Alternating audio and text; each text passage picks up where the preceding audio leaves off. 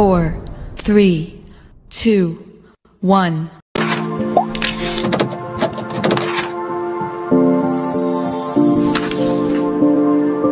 Mengapa banyak keluarga Kristen tidak mengalami kebahagiaan?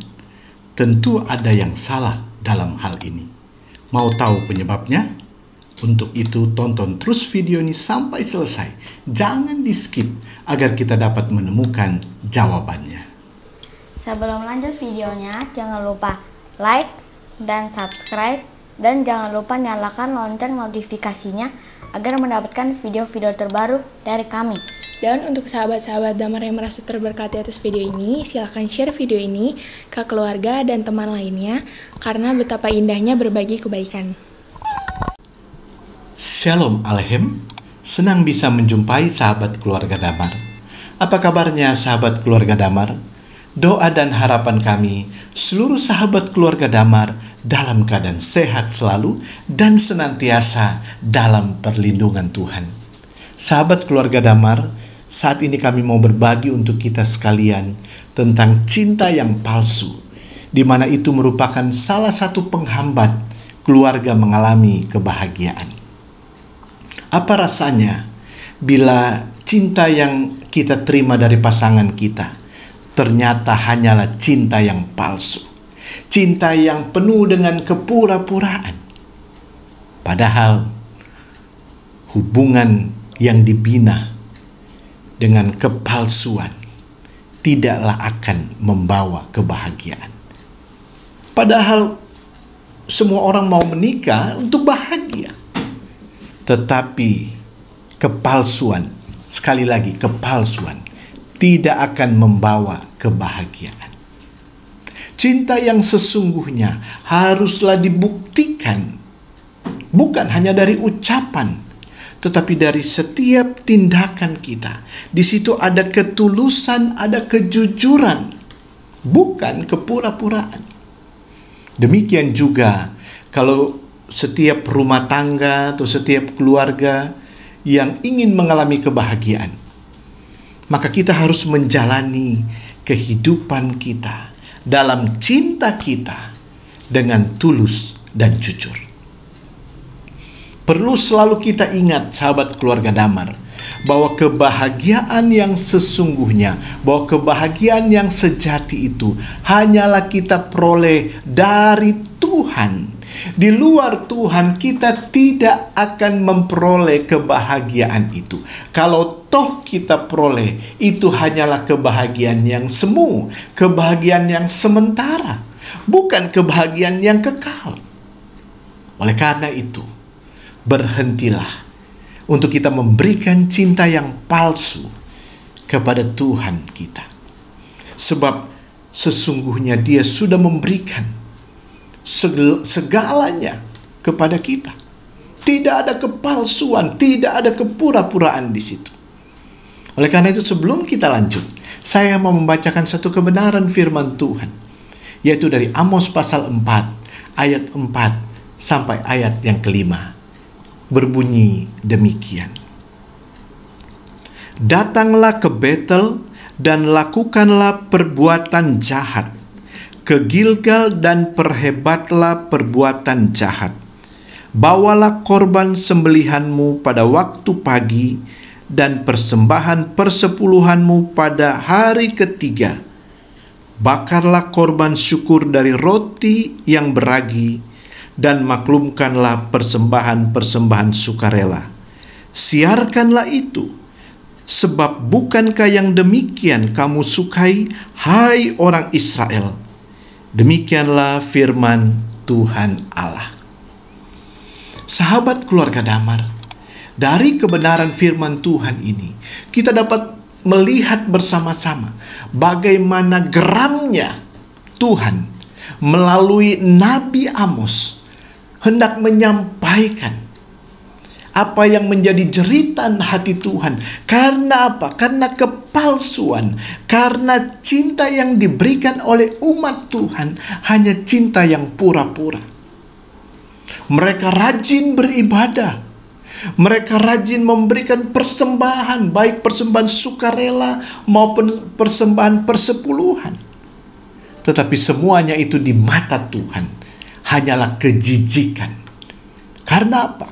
Di satu sisi mereka rajin untuk beribadah, mereka rajin memberikan persembahan apapun itu kepada Tuhan. Tetapi di sisi lain kalau kita baca pada ayat sebelumnya di situ, mereka melakukan ketidakadilan, mereka melakukan penindasan dan kejahatan.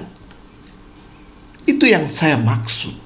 Bahwa kalau kita mau mengalami satu kebahagiaan, keberkatan dari Tuhan, maka cinta kita kepada Tuhan haruslah cinta yang sesungguhnya. Dan kalau kita sudah memberikan cinta yang sesungguhnya kepada Tuhan, pasti kita akan juga memberikan cinta yang seperti itu, cinta yang sesungguhnya kepada pasangan kita, kepada keluarga kita. Oleh karena itu sahabat keluarga damar, aman tidaknya hubungan kita dengan Tuhan bergantung dari sejauh mana kita memperlakukan Tuhan dengan benar. Apakah cinta yang kita berikan kepada Tuhan adalah cinta yang tulus, cinta yang benar, cinta yang jujur di hadapan Tuhan? Ataukah cinta yang kita berikan kepada Tuhan hanyalah cinta yang palsu? Cinta yang penuh dengan kepura-puraan, di mana hidup kita di sisi lain kita mempertontonkan kepada orang, kita orang yang begitu dekat dengan Tuhan, kita orang yang begitu mengasihi Tuhan.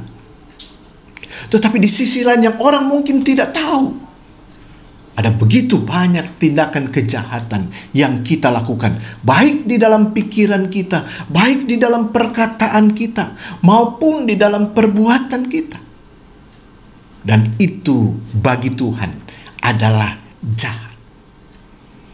Itu merupakan satu bentuk cinta yang palsu di hadapan Tuhan. Dan ini merupakan salah satu penghambat kita mengalami kebahagiaan dari Tuhan. Kita tidak mungkin mengharapkan kebahagiaan dari Tuhan kalau hidup kita hanya penuh dengan cinta yang palsu. Hubungan yang kita bangun dengan Tuhan adalah hubungan yang penuh dengan kepura-puraan.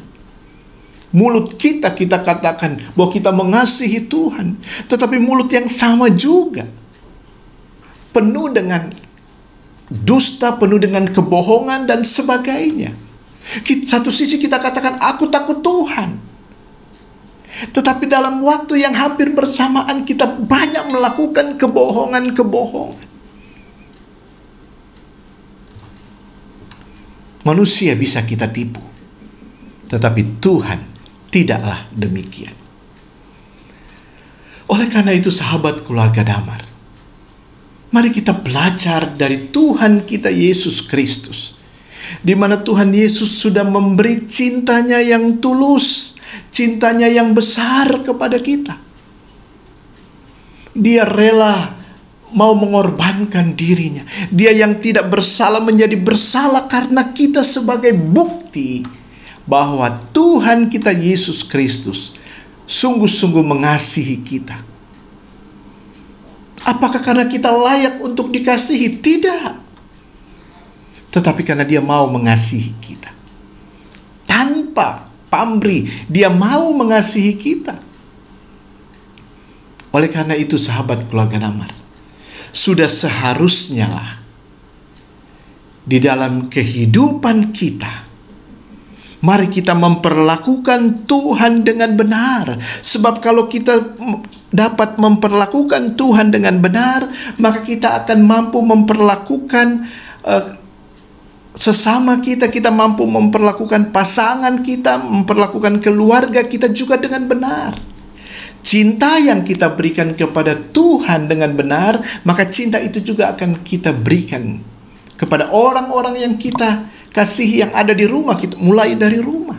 Dan itu akan diteruskan kepada rekan-rekan kerja kita, kepada sesama anggota jemaat, kepada lingkungan masyarakat. Karena apa? Karena cinta kita kepada Tuhan adalah cinta yang tulus, cinta yang murni.